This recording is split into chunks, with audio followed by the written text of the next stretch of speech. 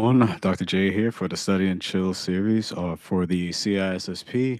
If you are studying for the CISSP certification and you want to save some money as you're preparing for it with as far as your study materials. We have currently Talo Cyber has a partnership with Pocket Prep, so if you want to click the within the description for this video, you'll see the link there where you could I think it's at least 10% on the subscriptions.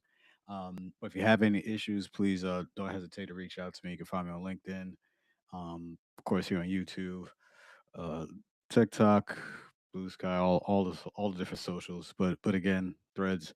But the main thing is that we're getting ourselves ready and doing all the necessary preparation for the exam. So I hope everyone had a great Fourth of July weekend, holiday weekend. Hope everyone's doing well. Then I know it was hot, so hope everyone stayed hydrated, and we're back ready to go. So again, as we always do, 1 hour session, um, 30 questions. So I'm gonna go ahead and share my screen, and we'll get started.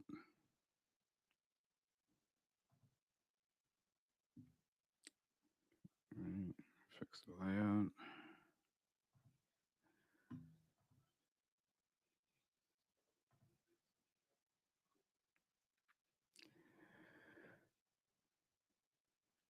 Okay.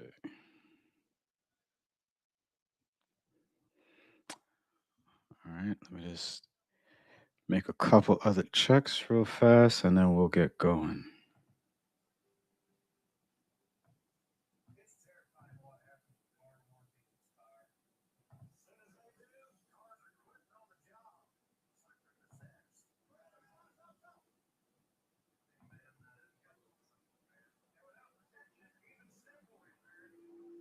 All right. All right. All right. Question one. All right. Question one. What transmission control protocol or TCP port range does Microsoft SQL use? All right. This should be. Maybe this is alpha.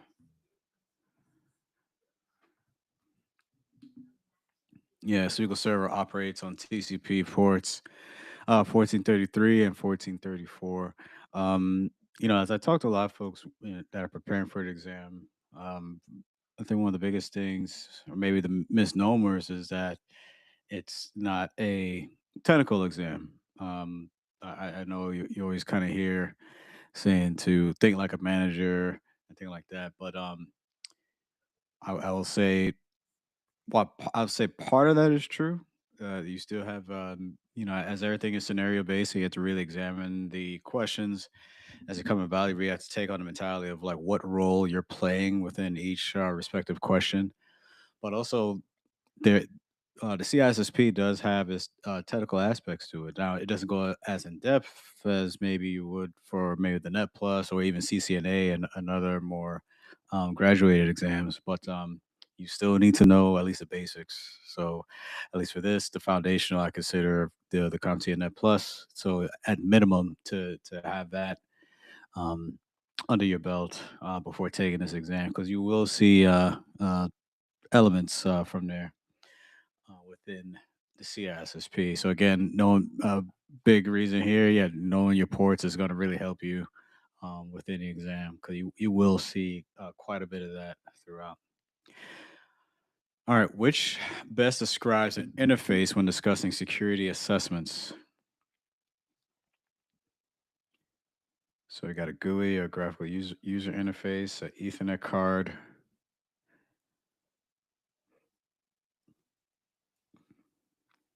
and all right, got a logical or physical point where two systems or a user interact with each other. I'm gonna hold that in my back pocket. Delta, an application program, or that's an API. So no, I can eliminate Delta. Um,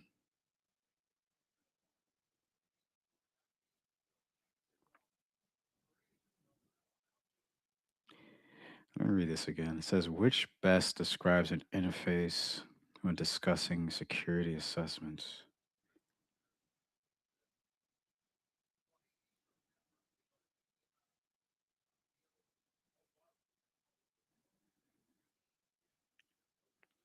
Still want to hold on to Charlie. I could eliminate Bravo. So Bravo and Delta are gone.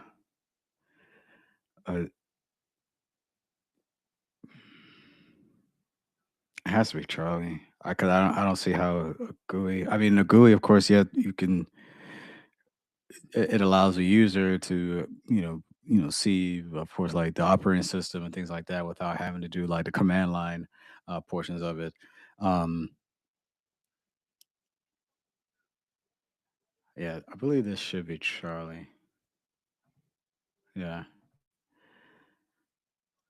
Yeah, so interface best defined or the logical physical point where two systems or a user interact with each other. This broad term includes the GUI, application program interface, and physical interfaces such as the Ethernet card. Since the question does not specify what kind of assessment is being performed, example, a software, network, etc., the more generic answer is best here. Yeah, so when performing a security assessment on a system, all relevant interfaces should be evaluated.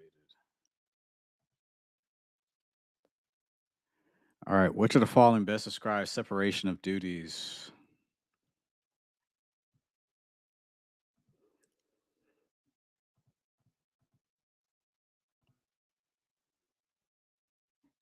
All right, so okay, Charlie, corrective. No,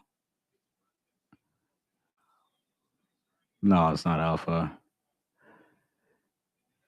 No, not Bravo.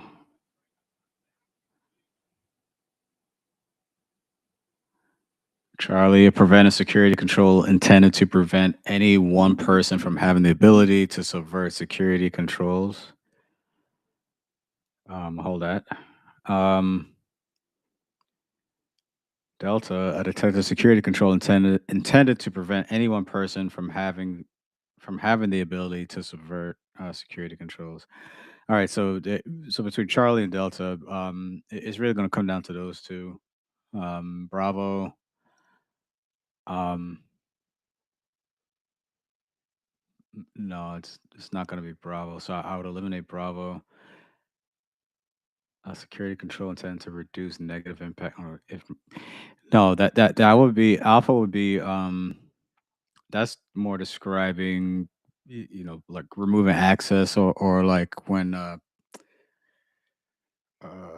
yeah when someone is leaving an organization so that way they can't do anything in retaliation or try to maybe leave a virus on the network or something like that. So you remove their access when they're being let go.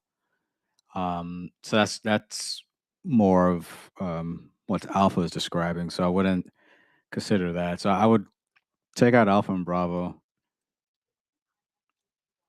So this is really between Charlie and Delta. So yeah, separation of duties. I believe that's going to be preventive. You want to have this action before trying to get ahead of something, trying to prevent. Of course, hence the word preventive. You're trying to prevent something from happening or any sort of action from happening. You don't want to get. We're working on the before, not the after. The detective would be after the action already happened. By that point, it's too late. But now we're looking for preventive, so we want to get the action before it happens. So this should be Charlie. And yes, it is. Yeah, separation of duties segregates critical job roles between individuals, and it is a preventive control because it prevents any one person from subverting critical security controls. So, for example, an identity and access management admin wanted to plant a network sniffer, but didn't have access to the monitoring system to disable it. So, the security alerts they would be less likely to attempt it. Separation of duties does not directly protect the confidentiality of information. It prevents one user from completing all the steps of a particular process. It does not protect sensitive data from either user since both users see some of the data, if not all of it. It reduces the negative impact of employee misbehavior while they are employed, not after they leave the organization. All right. And give me 1 second, just doing a quick check.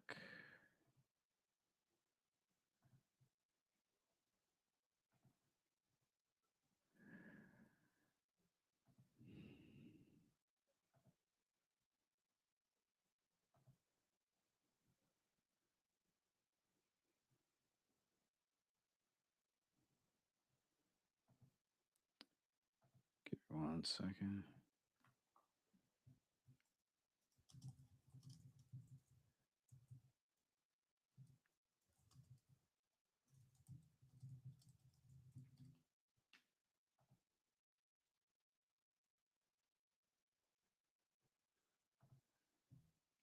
Okay. Why is this still coming up here?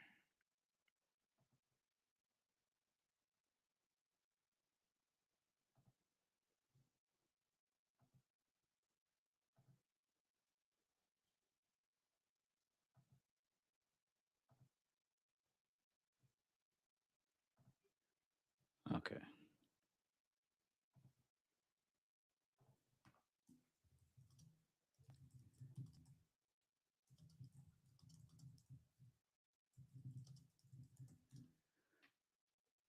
Okay. All right. I think we're good to go there. All right. Sorry about that. All right. So, question four: Odelia works for a large manufacturing firm that sells some products directly to customers wholesale and the rest wholesale to distributors. When processing credit cards, she ensures that she is compliant with her contract with the credit card companies. How many requirements does the payment card industry, a data security standard, PCI DSS have? Oh my word. This I don't know. um,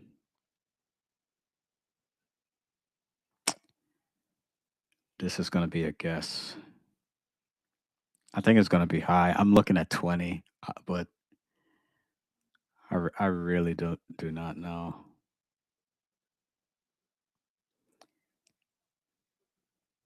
Hmm. Yeah, I don't know. Okay, it's 12. Yeah, I had no clue. So I'm not even gonna try to BS you. I really didn't know that one. Okay, so PCI DSS has 12 main requirements. All right. I'm not gonna go through all these here, but the main thing is that they have 12. Okay. Make sure to remember that. All right. What type of testing best identifies potential security flaws in a software's design?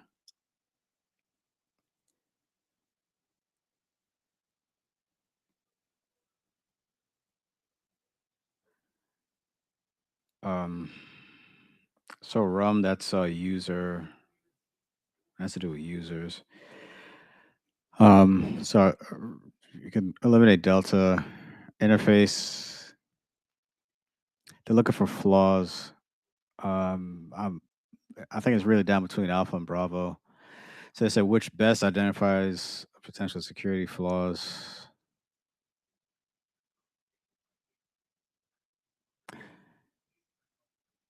Uh, bug testing. You're seeing if you have any errors or anything like that.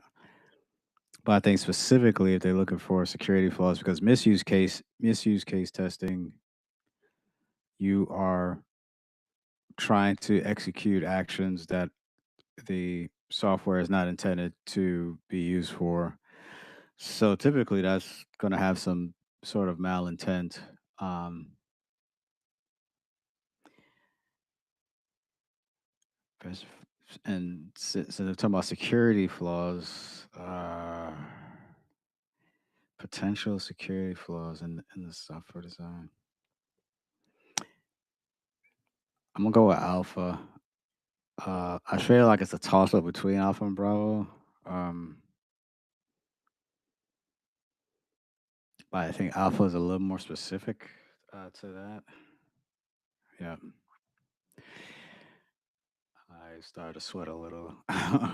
But yeah, misuse case testing is used to help identify potential security flaws in the software design by examining how software could be abused or manipulated into doing something malicious. Interface testing specifically examines the software's interfaces, such as the API or GUI or physical interface. Um, Bug testing, that's a generic term, so it's not required. Okay, it's not required for the exam. And RUM, as I mentioned, yeah, that's real user monitoring. That is a form of system monitoring, not a form of testing. Yeah, that was like the first one I eliminated. All right, which event would a BCP fail to prepare an organization for? A BCP, that's a business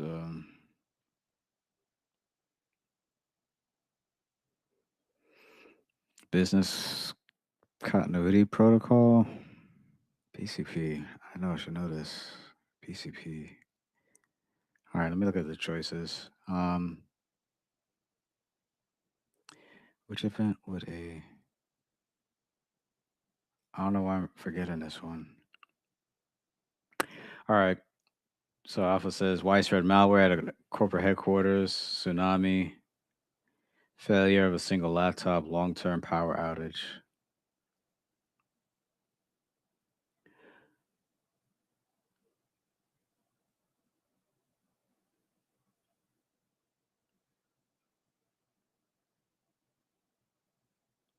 Um, I think the one that stands out the most is tsunami.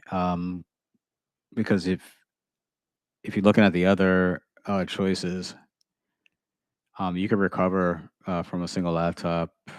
Like I said, I believe this is business continuity protocol, um, or along those lines, something similar to that.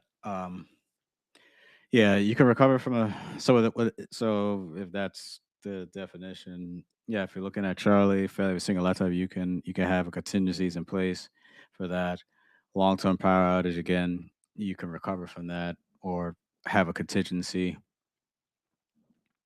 Widespread malware, all these things you can have contingencies in place. A tsunami,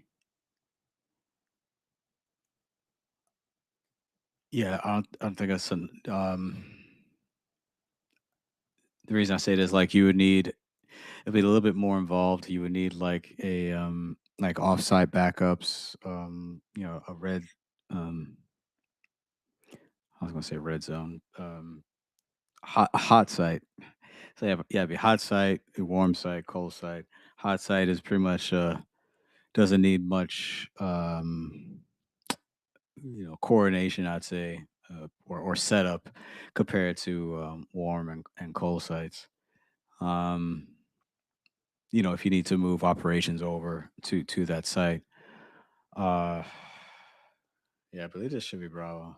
And I'm really mad at myself for forgetting what is BCP. Uh, uh Business continuity plan.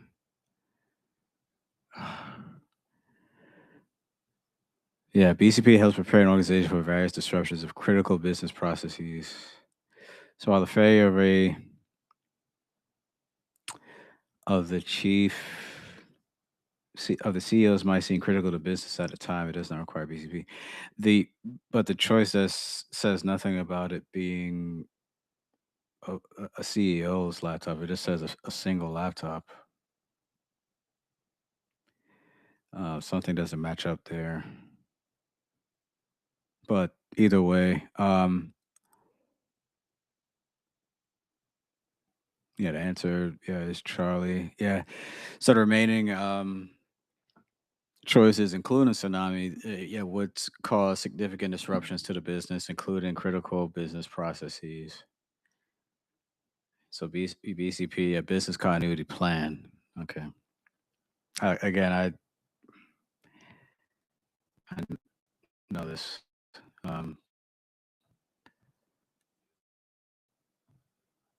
okay. All right. Which of the following is an example of full duplex communication? So that's when like two parties are able to talk to each other at the same time, sending and receiving communication. Um, uh, so that'll be a cell phone. Again, where both parties can talk back and forth to each other at the same time. All right. What is one major security flaw found in the remote authentication dial-in user service radius that organizations may want to take in consideration before implementing it in their corporate network?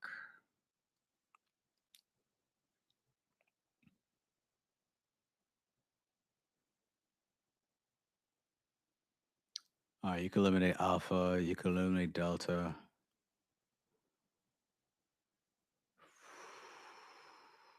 This is Charlie. Oh, uh, yeah. Usernames and clear text. Yeah, Radius sends usernames in clear text.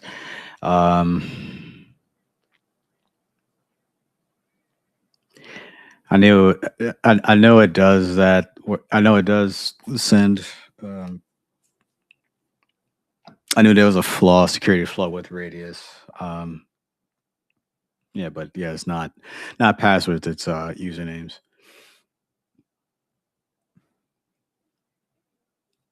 So to combat the issue of plain text uh, usernames, organizations can implement TLS to encrypt all information.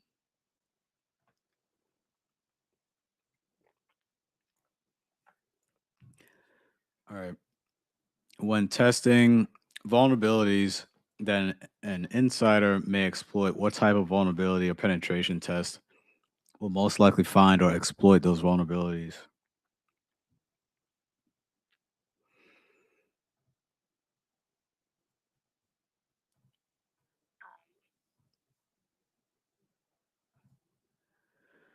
All right.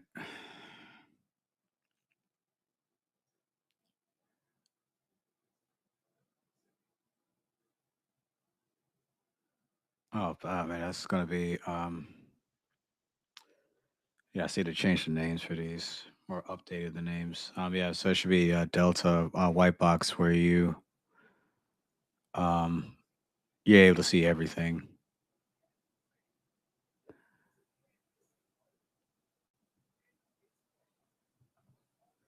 Yeah. Yeah, so open or white box or formerly white box testing gives a vulnerability scanner or penetration tester complete knowledge and access to the network's inner workings. This is more likely to find and exploit vulnerabilities used by insider threats. All right, which of the following is generally considered the weakest component of any organizational security program? People. Sorry, you are the weakest link, humans. Which of the following terms refers to the technique of adding a term or phrase to the header of a communication to enhance its effectiveness as a social engineering attack?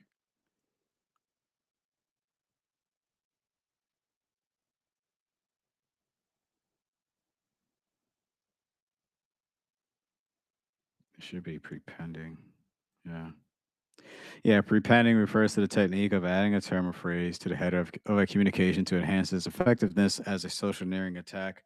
Prepending is commonly employed in phishing emails. Examples include spoof subject tags such as re or internal. Re, that's short for reply. To support pretext or spoof header tags in the content body to trick spam filters. All right. A growing business wants to identify various situations that will be key risk indicators and allow for a more proactive approach to cybersecurity. Which of these situations would be least likely to indicate a KRI?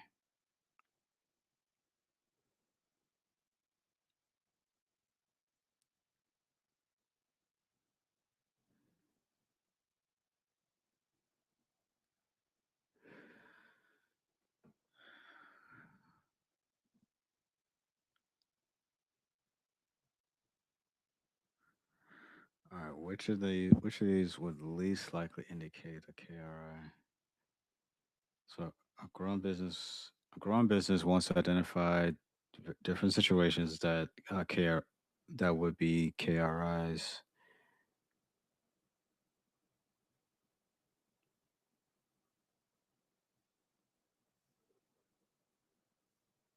I'm looking at Bravo. I mean, a you can have an increase in network traffic and not it be an issue. It just could be, you may have more users that month, or um, you would need a little more. I think we're getting at, you would need a little bit more context behind just increase in network traffic. I don't think every case of network increase in network traffic is going to be an issue. So I'm looking at hold on to that one. Um, Hardware and software entering their end of support. That is a KRI. Increase in global phishing campaigns. Yes. Supply chain issues. Big one. It's definitely. So the one that would least likely indicate a KRI, I'll have to go with Bravo. Yeah. Yeah. The increase in network traffic, is something that should be expected, for a growing business. As you get more users, you get more popular, everything like that, you're going to see an uptick, which should be a positive sign. So, um, but again,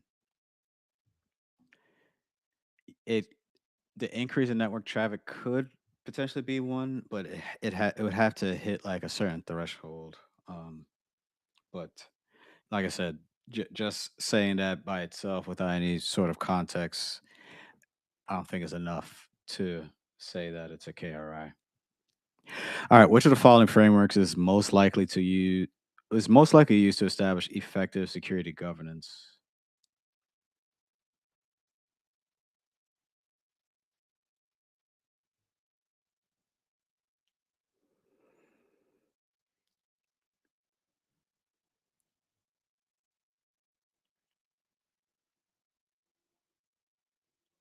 Uh, all right, it's not Scrum.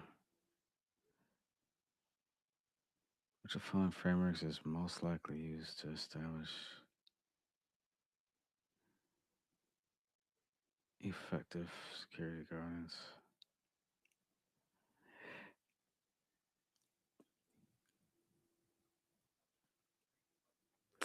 So Delta, I know that's for controls.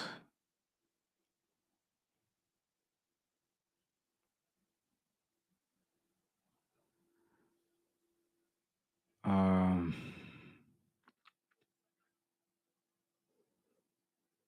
Common criteria. That's I don't, it's use of to establish effective. Uh, I'm gonna go with Charlie. Oh, I'm so mad. Yeah, yeah. COVID. Yeah, yeah. It's created by ISACA. Yeah, framework used to establish effective security governance. What is that? Oh, and then NIST out. Yeah, and that one had nothing to do with this question. Yeah, 800-187 has to do with cell phones. Uh, all right. All right. What are two major drawbacks of third-party audits?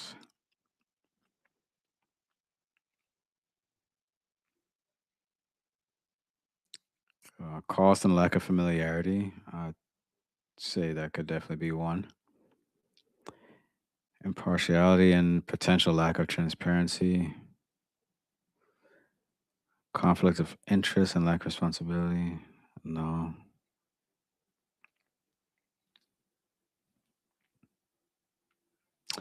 I don't know if I would even consider Delta, because I mean, if if the trustworthiness or inaccuracy, if Delta was an issue, then you wouldn't hire them. Um,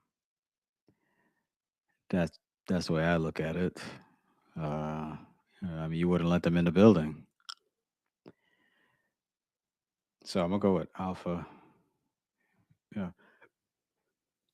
Excuse me. All right. The cost and lack of familiarity with the org's systems can be a drawback to third-party audits.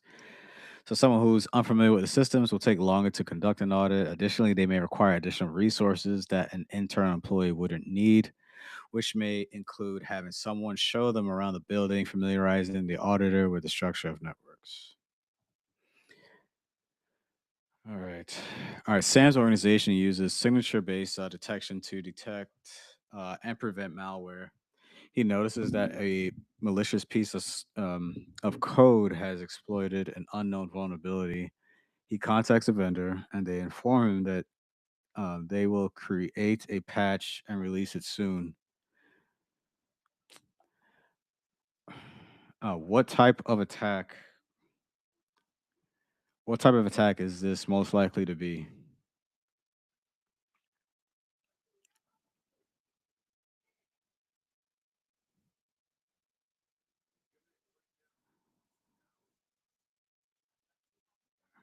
I'm sorry, I got distracted. I gotta look at this again. Um, says a malicious piece of code has exploited an unknown vulnerability. Contacts a vendor and they inform that they will create a patch, release it soon. Oh, 0 day. Yeah, he says. Yeah, he notices a malicious. Yeah, exploited unknown. Yeah, it's unknown. They use signature-based detection. This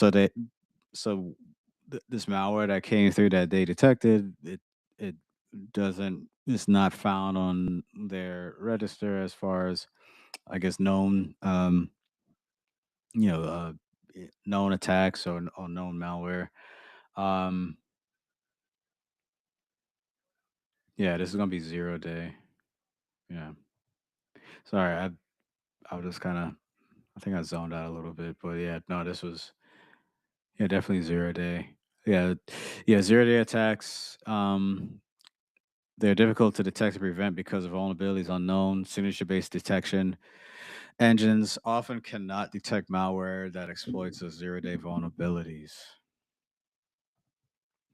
All right, which of the following security design principles best addresses the potential risks introduced from programming exceptions?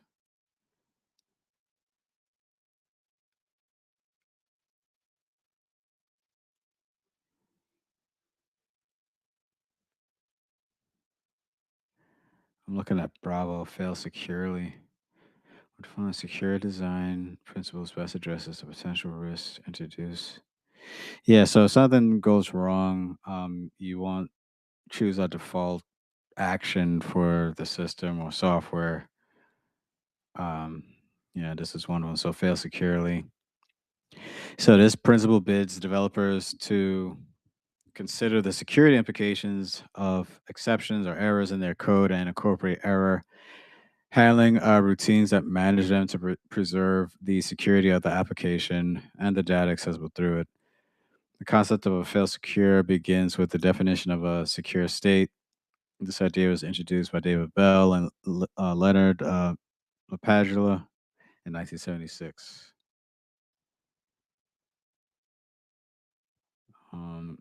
The secure state is basically the definition of how a corporation wants something to behave, and that includes through failure. So the technical options are to fail open or fail closed. So if a system fails as desired, it will fail securely. And this is defined in the Orange Book as well as ISO 15408. All right, other following, which is most likely used to exfiltrate data?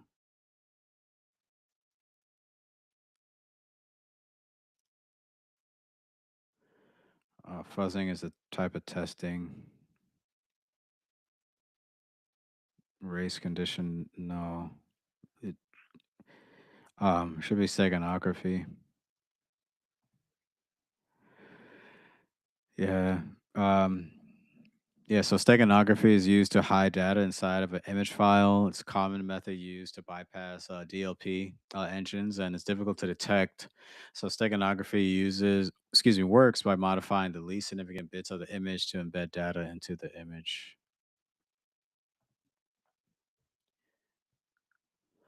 All right, excuse me, a senior security officer is training several new employees on the CIA triad and how to apply it at their organization.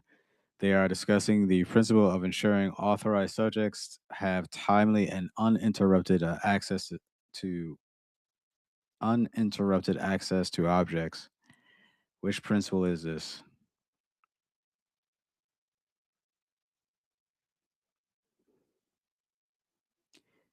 They have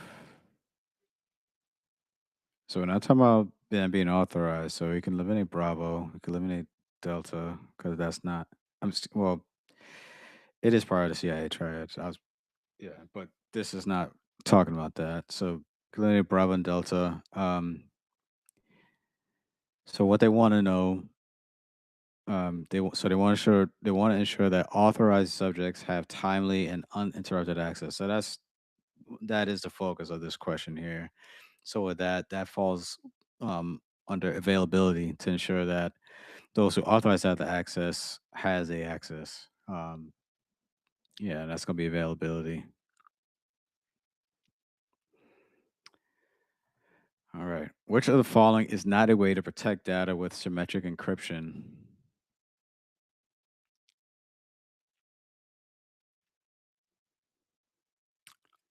Uh,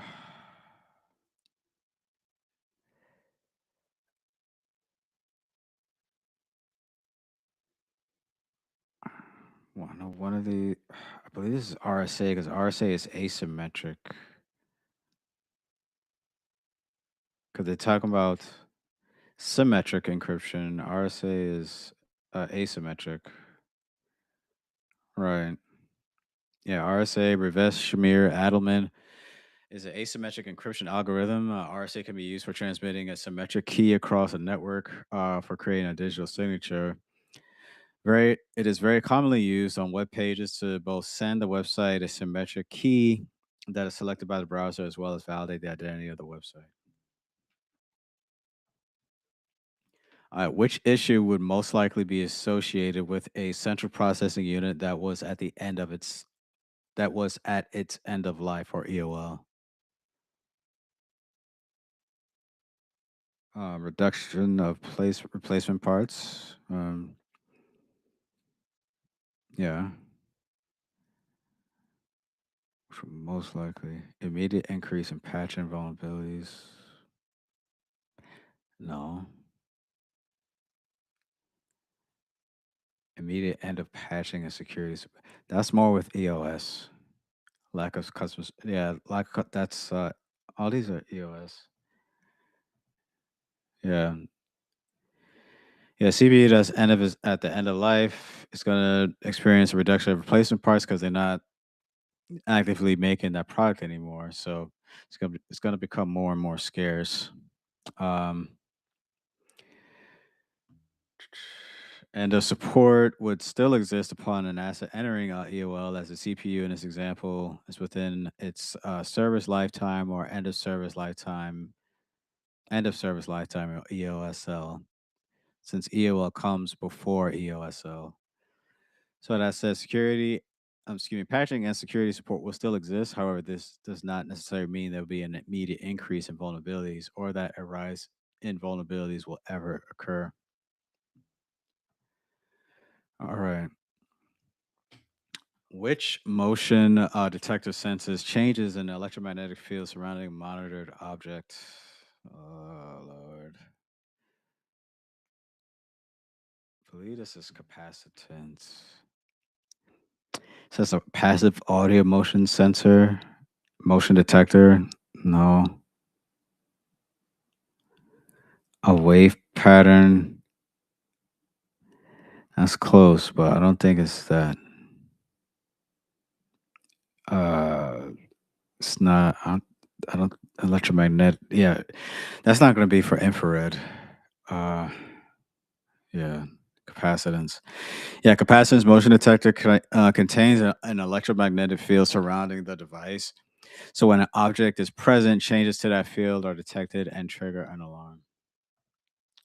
All right, other following, who is most likely responsible for ensuring due care and due diligence for a given data set?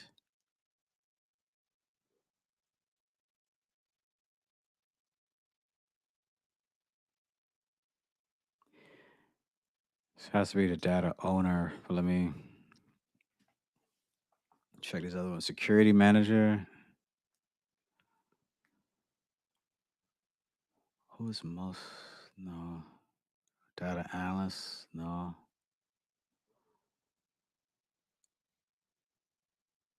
Yeah, they have to ensure that it's being carried out. That's gonna fall on the data owner.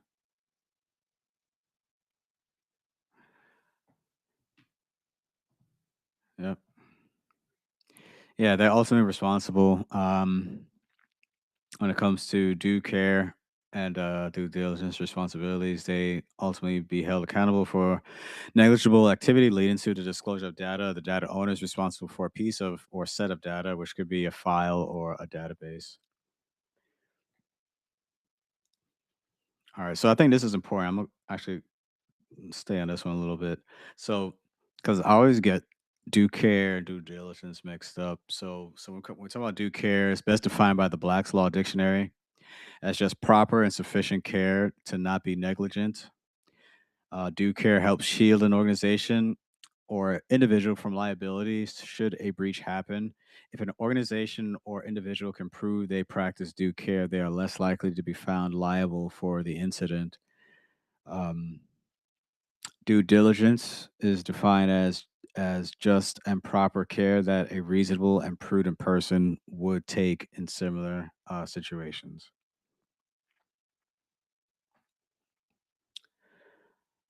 All right. All right. Which network type best connects servers to network attached devices that are designed to hold bulk data over time?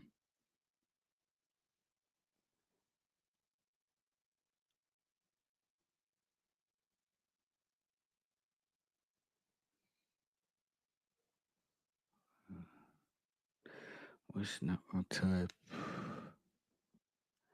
connects servers to network attached devices? I'm looking at Alpha.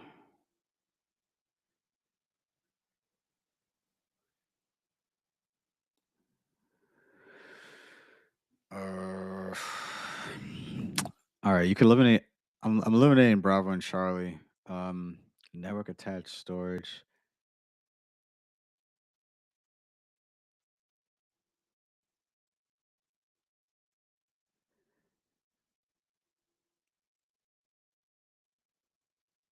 Um, I think this is gonna be SAN because I think SAN is for the bigger network. Network attached storage. Like I can like I have like my personal network. Like I can have a NAS, in my house. I connect a NAS device, and have that part of my home network. Um,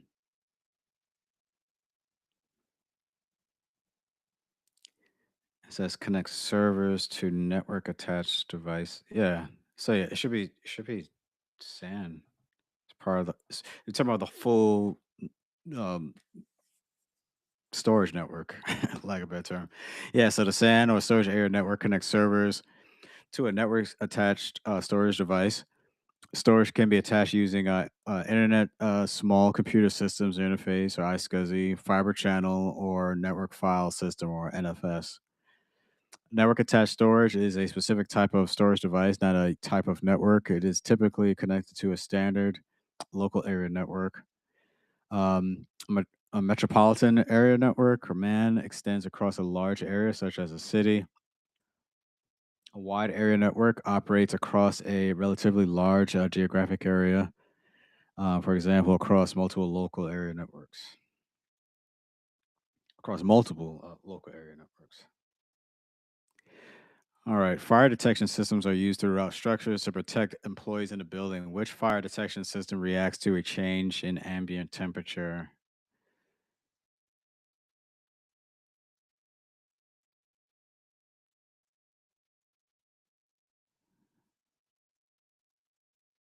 Oh, Pete. Yeah, heat detection systems react to the significant changes in temperature that are caused by a fire. They can prevent fires before they occur by detecting rising heat levels. Heat and humidity detectors are used together. to prevent environmental damage in a data center.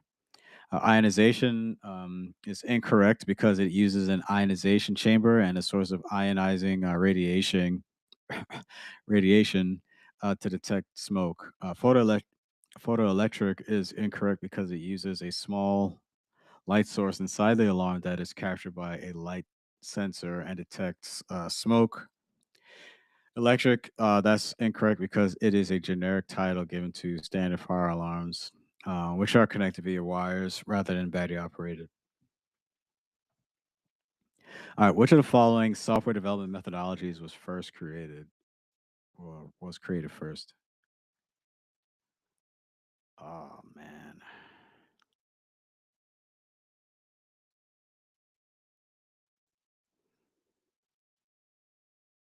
software development.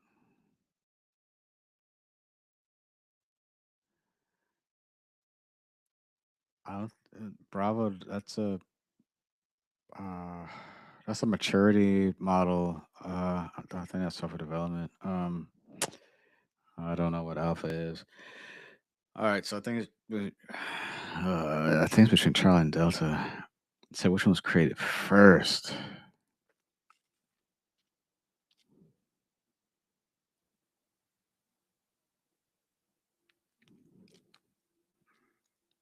Hmm.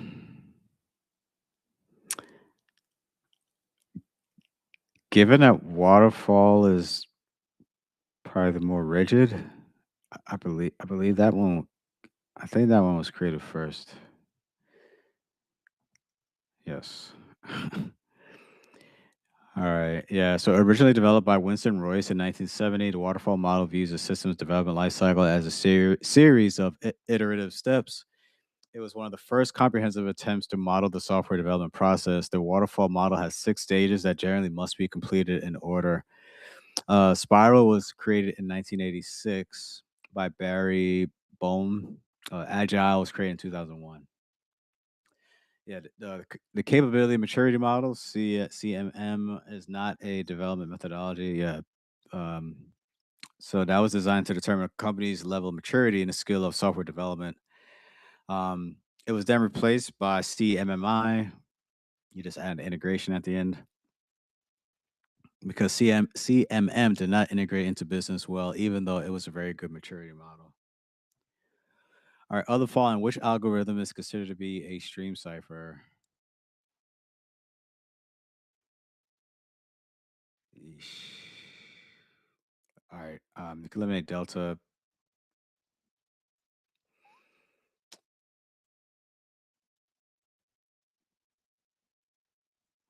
Blowfish.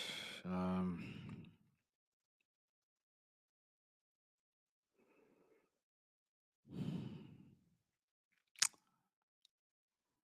I'm not sure. I think it's between Bravo and Charlie. Hmm. I want to go with Bravo. That was a total guess. I vaguely knew. Um, I didn't recognize five, so that's what I felt more confident with four. Okay, so Blowfish five, RC5, and AES are all block ciphers. Okay, Reverse cipher four is a stream cipher, has a variable key size of 40 through 2,448 bits.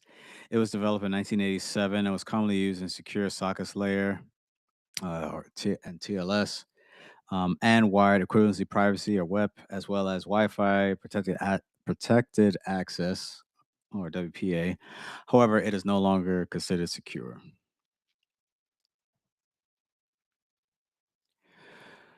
All right, you are working at a new company and have been issued a device. The device generates a one-time password every 30 seconds. You use this one-time password along with your username and regular password to log into the network. What is this device called? It's not a one-time pad.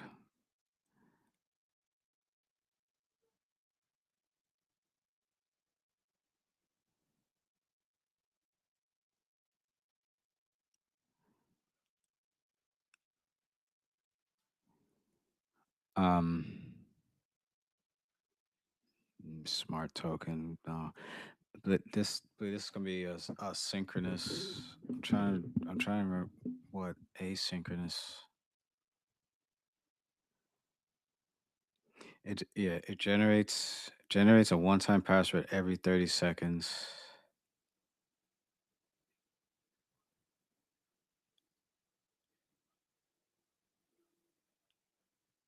I feel like I'm getting these confused. It's definitely between Charlie and Delta.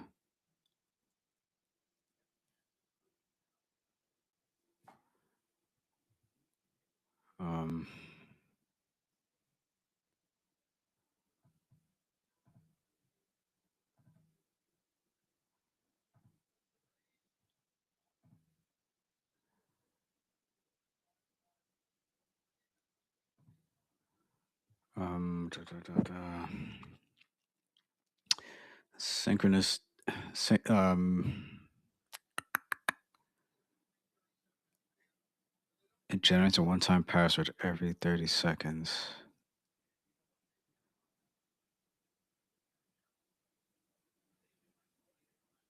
Does that make it asynchronous? I'm trying to think of an example. Um,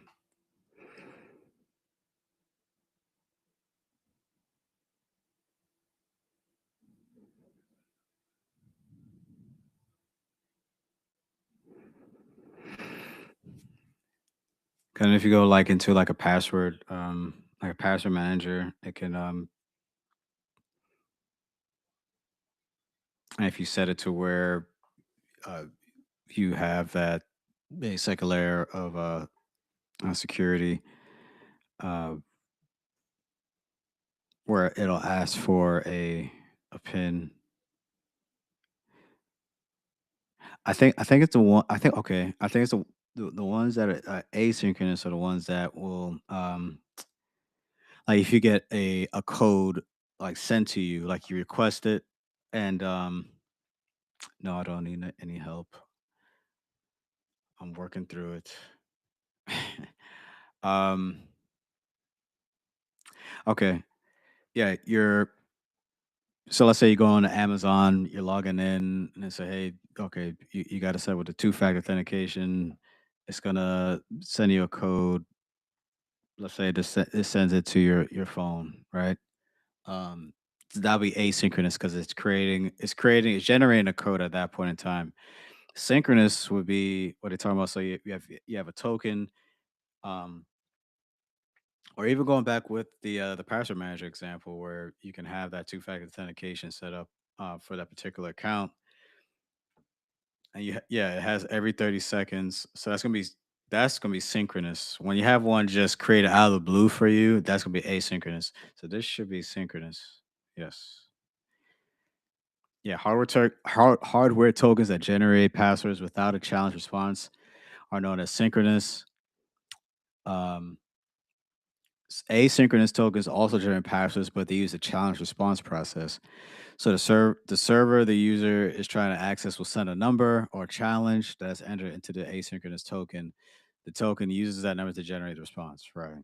Yeah. So again, like if it sends you a code, like it texts you a code or it sends you a code to your email, then you gotta see what that code is. You check your email, see what that code is, and you copy and paste that code into the website that you're trying to access, and then you're granted access.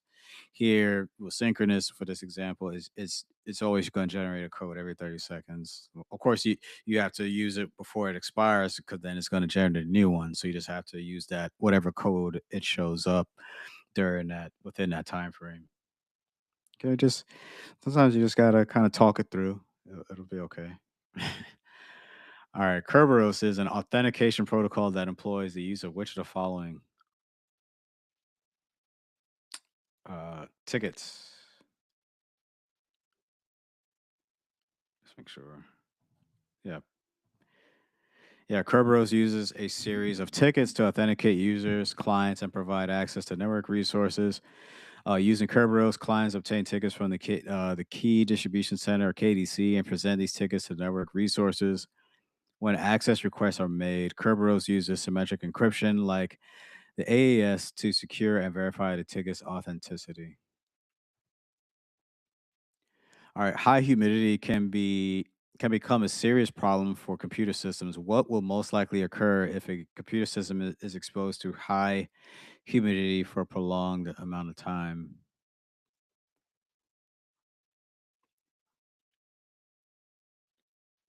Um, if it's too low, it's static electricity. If it's too high, it you're gonna deal with like water. So yeah, corrosion. Yeah, the moisture, the buildup of moisture. Um, Data centers should have humidity levels controls that balance moisture in the air at the right levels, and the range you want is from 20% to 80%. You want to stay within that range when it comes to humidity. And again, if it's too low, then it's you're gonna deal with static electricity. And I'll just confirm that. Um, does it talk about it? Yeah. Oh yeah. Yeah. Low humidity can lead to an increase in static electricity, which can lead to electrical shorts and data loss. So all these choices really feed each other for the low humidity. So the only correct answer here, we're talking about high, is corrosion from the buildup of moisture. All right, and last one for tonight. What type of cyber threat is best described as thousands of individual computers used together to attack a target? And that's going to be a botnet.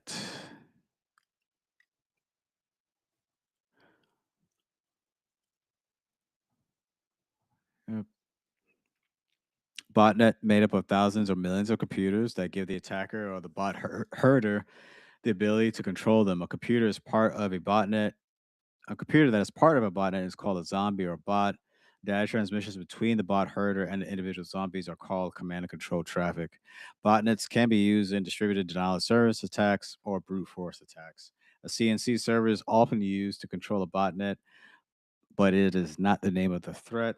A Smurf attack that sends broadcasts, ICMP, echo request packets, also ping packets that spoof the source. The spoof the source internet protocol address as the target victim's IP address. HoneyNet, that's a network that has been set up to distract a bad actor, should have a lot of alerts that are sent to the Network Operations Center or NOC or the Security Operations Center or SOC so that the incident response IR teams can make immediate action to ensure the bad actor does not get into the business's real systems. All right, let's see how we did. Oh, okay. Much better than last week. Um, I think last week was like a 70. I was not happy about that. So big, big improvement. I'm pleased. And of course, with this score, it's definitely a cert. We even did better than the community average, 71. So that's always good to see. Let's see what the ones we got wrong. Let's just do a quick review. Okay. Yeah. And it's for this is talking about the PCI DSS laws. What is it? Requirements. Excuse me. How many requirements does PCI DSS have? Yeah, and that's going to be 12. And honestly, I really didn't. I guessed that one completely. I didn't spend a lot of time studying PCI DSS to that extent to know how many standards or requirements it has. But definitely, obviously, it's going to be on the test. May come up, so you need to know. That's good knowledge to have. So, 12 requirements for PCI DSS. All right. This one, I struggle in trying to remember what BCP stood for, and that's Business Continuity Plan. I don't know why. I don't know, brain fart, I guess. But yeah, Business Continuity Plan help prepare an organization for various disruptions. Yeah, so it says there, while the failure of a CEO's laptop is may seem critical, it doesn't require BCP. My issue with this question is that the explanation and the question choices do not match up. Um, I